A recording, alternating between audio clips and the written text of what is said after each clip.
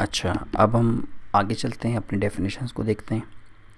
अब इसमें आ जाता है नॉन न्यूटोनियन फ्लूइड। अच्छा, नॉन न्यूटोनियन फ्लूइड वो फ्लूइड है जिसमें न्यूटन्स लॉ ऑफ विस्कोसिटी आ जाए जिसमें, ठीक है। अच्छा, इसके ऊपर मैंने कुछ और भी लेक्चर्स आपको मैं उसके लिंक सेंड करूँगा, उसको भी देखनी, आप उसको भी देखिएगा, ठीक है। तो मतलब जिसमें Newton's law of viscosity hold करे उन फ्लूइड्स को क्या कहते हैं, हम कहते हैं नॉन न्यूटोनियन फ्लूइड्स। यानी ऐसे फ्लूइड्स जिनकी विस्कोसिटी ज़्यादा हो, यानी जो ज़्यादा मतलब रेजिस्ट करें। मिसाल के तौर पर इसकी सिंपल सी एक मिसाल ऐसी है कि अगर फ़र्ज़ करें कि अगर किसी बोतल में अगर कोई पानी है, तो जब हम उस पानी को उस बोतल से जब उसको बाहर गिराएंगे तो ये पानी तकरीबन उस बोतल में से सारा गिर जाएगा। कोई भी जो है वो इस तरह से नहीं है कि कोई भी मतलब कि पानी जो है अंदर नहीं रहेगा बोतल में, सारा वो बाहर गिर जाएगा। या किसी ग्लास में अगर पानी डालें तो जब हम वो ग्लास को उल्टा करेंगे तो उसका पानी एकदम से सारा जो है वो उलट जाएगा, कोई भी जो है ग्लास में पानी नहीं बचेगा। यानी उसके अंदर उस फ्लूइड के अंदर जो है वो रेजिस्टेंस बहुत कम है, ठीक है। यानी कि क्योंकि पानी एक ये हल्का फ्लूइड है तो वो बेसिकली जो है वो है न्यूटोनियन फ्लूइड। अब नॉन न्यूटोनियन फ्लूइड वो होता है कि जिसको अगर मैं गिलास में डालूं और मैं उसको गिलास से जब मैं उसको बाहर गिराऊंगा तो वो फ्लूइड सारा का सारा जो है वो उस गिलास से एकदम से बाहर नहीं गिरेगा। वो चूँकि इसलिए नहीं गिरेगा कि उस फ्लूइड के अंदर कुछ रेजिस्टेंस है, कुछ स्ट्रेस है उसके अंदर, जो कि वो एकदम से जो है उसके यानी मॉलिक्यूल्स एकदम से जो है वो एक दूसरे के साथ जो है थोड़े से जुड़े हुए हैं, यानी थोड़ा सा गाढ़ा फ्लूइड है वो। जैसे कि टूथपेस्ट या केचप वगैरह अगर आप उसको देखें तो अगर ग्लास में डाल के उसको वापस अगर हम उसको नीचे गिराएं तो उसकी जो है वो रेजिस्टेंस काफ़ी ज़्यादा होती है, वो एकदम से ग्लास खाली नहीं होता। तो ये basically Newton's law of viscosity है कि सारे के सारे मॉलिक्यूल्स एक ही दफ़ा में अगर मूव कर जाएं तो वो फ्लूइड जो है वो बन जाता है न्यूटोनियन फ्लूइड। लेकिन अगर वो फ्लूइड जिसमें कि रेजिस्टेंस यानी कि उस मतलब ज़्यादा है, उसकी अगर विस्कोसिटी ज़्यादा है, तो वो फ्लूइड जो होंगे वो क्या होंगे हमारे पास, वो होंगे हमारे पास नॉन न्यूटोनियन फ्लूइड। और जो न्यूटोनियन होंगे वो क्या होंगे, जिसमें कि ऑयल है या वाटर या गैसेस हैं, वो एकदम से क्या होता है कि मतलब उसमें वो इतना उसमें गाढ़ा पानी वो नहीं होता उस फ्लूइड्स के अंदर, तो वो एकदम से जो है वो फ्लूइड उसके सारे मॉलिक्यूल जो है ना वो फ़र्ज़ करें अगर वो गिलास से उसको नीचे गिरा रहे तो वो सारे गिर जाएंगे। यानी जब वो फ़्लो करेंगे तो उसका वो फ़्लो एक साथ सारे मॉलिक्यूल्स का फ़्लो होगा, कोई भी जो है वो उसमें रेजिस्टेंस नहीं होगी। लेकिन अगर केचप या शहद है, कोई ऐसा गाढ़ा फ्लूइड है, तो उसको अगर नीचे गिराने की कोशिश करेंगे तो वो एकदम से यानी फ़्लो नहीं करेगा उसमें। तो इस तरह के फ्लूइड्स को कहते हैं नॉन न्यूटोनियन, जो कि शहद जैसे या केचप की तरह वाले फ्लूइड है वो सारे जिनमें कि विस्कोसिटी ज़्यादा होती है, तो वो सारे क्या कहलाते हैं, वो नॉन न्यूटोनियन। तो इसकी एक और वीडियो भी जो है अलग से यूट्यूब की मैं एक बंदे की ली हुई है, तो उसको भी आपने जो है उसको भी सुनना है इसमें, ठीक है। अब आ जाते हैं कि मैग्नेटो हाइड्रोडायनेमिक्स क्या है। अच्छा, मैग्नेटो हाइड्रोडायनेमिक्स को इन शॉर्ट हम कहते हैं MHD। और ये जो 1970 के अंदर जो है इसका कॉन्सेप्ट मतलब दिया गया था। तो ये बेसिकली 3 लफ्ज़ों से मिलके बना हुआ है। यानी मैग्नेटो मीन्स यानी मैग्नेटिक फील्ड, हाइड्रो मीन्स यानी वाटर, और डायनेमिक्स मीन उसकी मूवमेंट। तो हम इसमें मैग्नेटो हाइड्रोडायनेमिक्स में क्या देखते हैं कि जब हम किसी फ्लूइड को जब फ्लो करवा रहे होते हैं in the presence of magnetic field, कि एक फ्लूइड अगर फ़्लो कर रहा है किसी पाइप से तो उसके इर्द गिर्द अगर हम कोई मैग्नेट लगा दें तो तब उसका बिहेवियर पे जो उसके असरात होंगे वो थोड़े अलग होंगे। तो वो वाला जो फ़्लो होगा वो एक जो मूवमेंट जो डायनेमिक्स होगी वो क्या कहलाएगी, मैग्नेटो हाइड्रोडायनेमिक्स। यानी कि फ्लूइड का द बिहेवियर जो होता है वो under the presence of magnetic field, कि आपने मैग्नेट्स जो चारों तरफ किसी पाइप के लगाए हुए हैं और उस पाइप से आप फ्लूइड को गुजार रहे हैं, तो उस फ्लूइड के अंदर जो बिहेवियर जो प्रॉपर्टीज़ होंगी वो बेसिकली किस उसको हम जो है वो क्या कहेंगे, मैग्नेटो हाइड्रोडायनेमिक्स, ठीक है। कि इन द प्रेजेंस ऑफ जो मैग्नेटिक फील्ड उसमें उसकी क्या सिचुएशन होगी उसके फ़्लो की। और इसकी बड़ी एप्लीकेशंस हैं आजकल, यानी कि एस्ट्रोफिज़िक्स में, फ्यूजन प्रोसेस में, जो न्यूक्लियर प्रोसेस जो होते हैं उसके अंदर, जियोफिज़िक्स के अंदर, क्योंकि आपको पता है कि अर्थ के अंदर भी जो है वो चूँकि मैग्नेट्स, मतलब मैग्नेट भी होते हैं अर्थ के अंदर, तो उसमें वो जो लावा वगैरह है या जो फ्लूइड जो अर्थ के अंदर हैं, तो उसमें चूँकि मतलब मैग्नेटिक फील्ड भी होती हैं, फिर उसके अंदर जो है ये फ्लूइड्स भी होते हैं जिनका आपस में जो है बिहेवियर को चेक करते हैं, और उसमें जो है हम जो MHD को यूज़ करते हुए उसको यूज़ करते हैं, और उसकी कुछ इक्वेशंस भी हैं जो कि उसकी मतलब मास और उसके मोमेंटम, उसकी यानी एनर्जी की, जो ये इक्वेशंस है हमारे पास, तो इनको यूज़ किया जाता है जब हम किसी यानी कि फ्लूइड को जब भी उसको उधर डिस्कस करते हैं अंडर जो मैग्नेटिक फील्ड के, तब ये इक्वेशंस को यूज़ करके आगे इक्वेशंस को फिर हम जो है उसको ये ड्राइव करते हैं। ठीक है, तो बस इसको सिंपल याद रखना है कि मैग्नेटो हाइड्रोडायनेमिक्स में क्या देखते हैं कि बिहेवियर ऑफ फ्लूइड्स देखते हैं under the presence of magnetic field. ठीक है, अच्छा नेक्स्ट है हमारे पास बाउंड्री लेयर फ़्लो।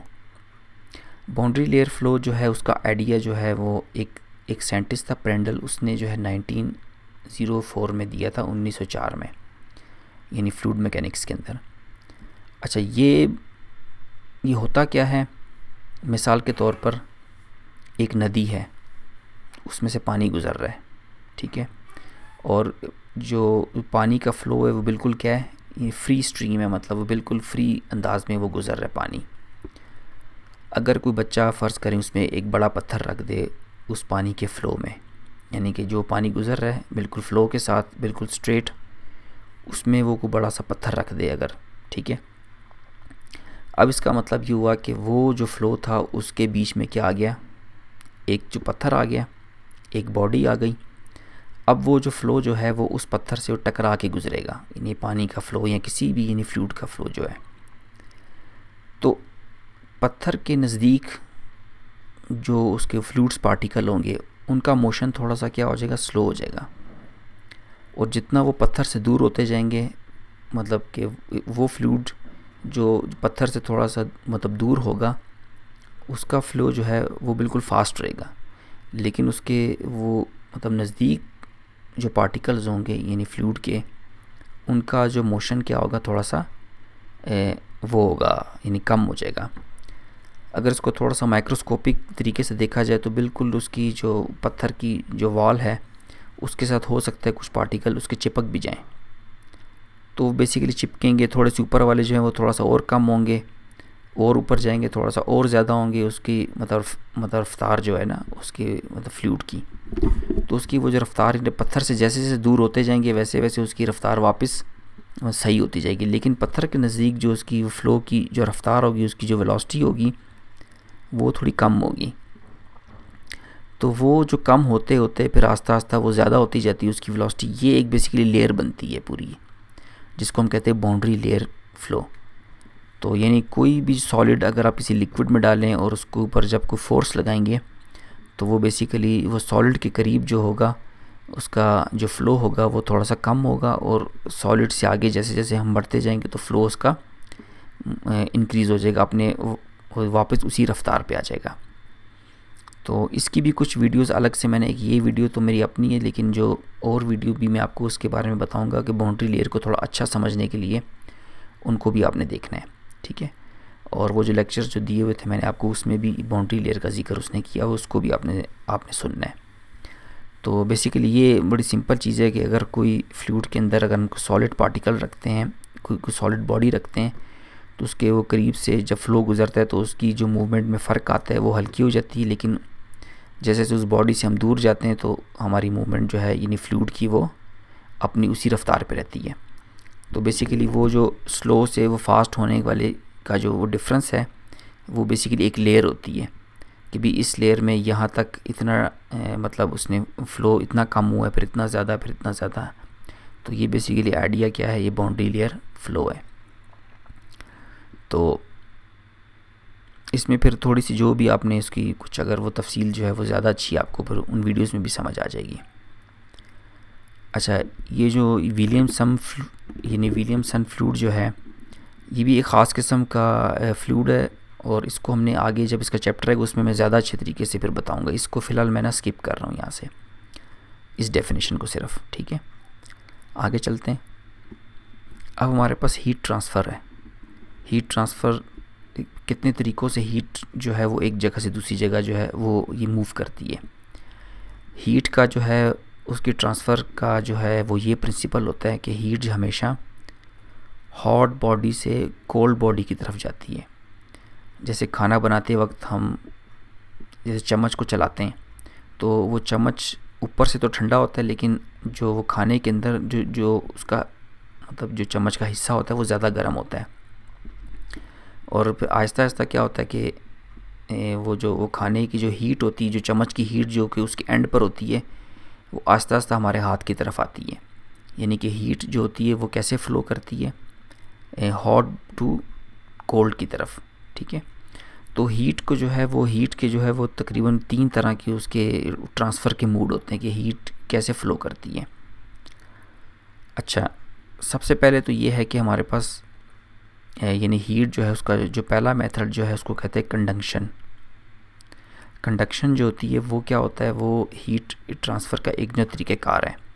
यानी कैसे कि आप हीट के ऊपर डायरेक्टली अगर बर्तन रखें और वो फिर बर्तन भी क्या हो जाए, हॉट हो जाए उस हीट की वजह से, तो क्योंकि वो जो है उसको हमने चूँकि वो डायरेक्टली हीट पर रखा हुआ है तो हीट के जो है वो ट्रांसफ़र क्या होगी, वो बिल्कुल एकदम से उसके ऊपर ट्रांसफ़र हो जाएगी हीट। तो ये बेसिकली तरीक़ेकार हीट ट्रांसफ़र का उसको कहेंगे कंडक्शन, ठीक है। अच्छा, मतलब ये डायरेक्टली जो हीट जो है वो हमारे पास जो है वो जब उसके साथ लगेगी तो वो होगी। जैसे मिसाल के तौर पर कोई आपने पैन रखा हुआ है चूल्हे पर, यानी कि इलेक्ट्रिक स्टोव के ऊपर ना, तो वो हीट चूँकि वो डायरेक्टली ट्रांसफ़र हो रही है उस हॉट प्लेट यानी कि वो चूल्हे का जो बर्नर है उससे उस पैन के बॉटम पे, तो ये हीट एनर्जी चूँकि ट्रांसफ़र हो रही है हॉट बर्नर से कोल्ड बॉडी की तरफ, यानी जो पैन ऊपर रखा हुआ ना चूल्हे पर, तो डायरेक्टली हीट उसके अंदर ट्रांसफ़र हो रही है। तो हीट के जो ट्रांसफ़र होने का ये जो मेथड है इसको कहते हैं कंडक्शन। कन्वेंशन क्या होता है कि हीट डायरेक्टली ट्रांसफ़र नहीं होती, उसके बीच में कोई सॉलिड या कोई गैस या कोई लिक्विड होता है। मिसाल के तौर पर सर्दियों में जब मतलब हीटर को जलाते हैं तो हीटर एक कोने में पड़ा होता है और मिसाल के तौर पे कोई भी जो है वो एक जो कमरे के दूसरे कोने में अगर बैठा हो तो हीट क्या होगी, वो जो है वो डायरेक्टली उस तरफ नहीं आएगी बल्कि वो एयर के ज़रिए आएगी, एयर पार्टिकल्स के ज़रिए, कि पूरे रूम को वो क्या करेगी, वो हॉट करेगी, ठीक है।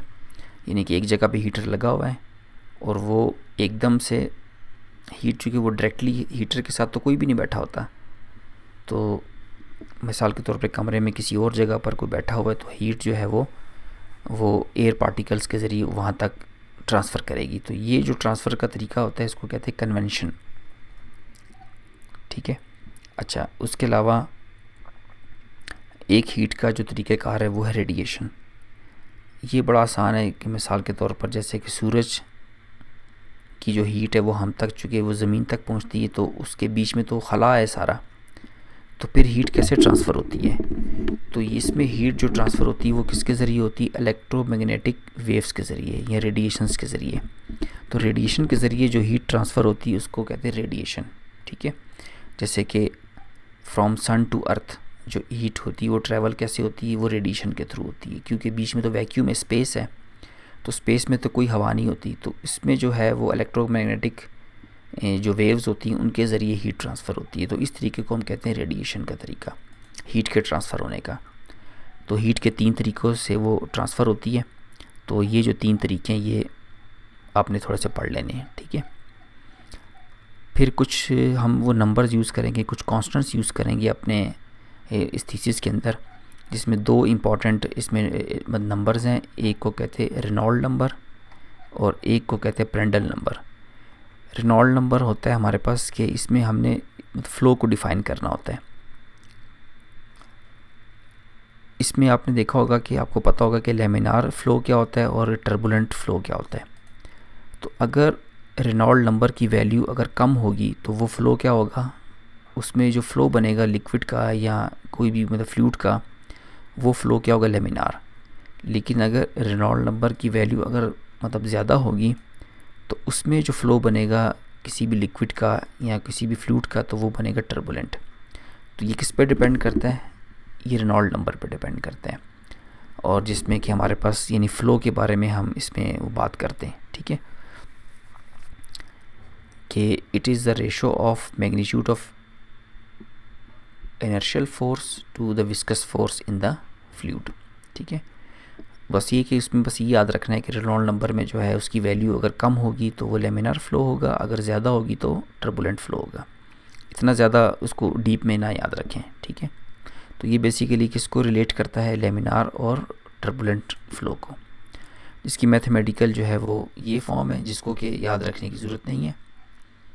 अच्छा, उसके बाद आ जाता है प्रेंडल नंबर। प्रेंडल नंबर भी मैथमेटिशियन के नाम पर रखा गया है, और ये किसकी रेशो होती है हमारे पास? यानी viscous diffusivity to the thermal diffusivity, यानी कि फ्लूइड का जो मतलब गाढ़ापन है और उसकी जो उसका जो टेम्परेचर है, ये उसकी रेशो को जो है हम प्रेंडल नंबर से देखते हैं। तो अगर तो प्रेंडल नंबर जो है अगर वो चूँकि 1 से बहुत लेस है तो फिर यानी कि उसमें जो थर्मल डिफ्यूसिविटी होगी, और अगर वो 1 से ग्रेटर है तो उसमें फिर मोमेंटम डिफ्यूसिविटी होगी, और अगर इक्वल टू 1 हो तो दोनों फिर क्या होंगे? सेम होंगे, ठीक है। तो ये कुछ मतलब डेफिनेशंस थी। इंशाल्लाह फिर नेक्स्ट चैप्टर हम अगली वीडियो में देखेंगे।